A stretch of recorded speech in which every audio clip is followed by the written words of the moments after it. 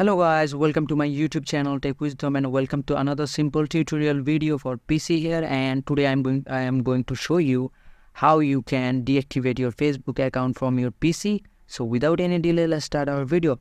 First of all, go to select this profile icon on top of your right screen, select here, and you can see the option settings and privacy. Click that option and now click settings option here. And this will bring you to this page. And here you can see account center, and this is the updated version of Facebook because Facebook is now called Meta. Just click see more in account center here, and now here click personal details. Click that option. You can see the option account ownership and control. Click that option. And here is the option deactivation or deletion. Click that option here and click your profile. Just click here and you can see deactivate your account or delete your account. Just select deactivate.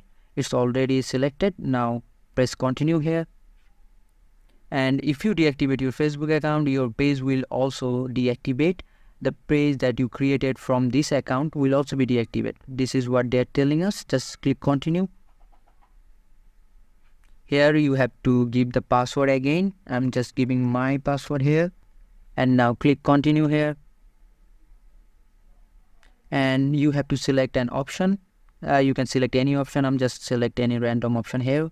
And now click continue. And scroll down and just press continue here again.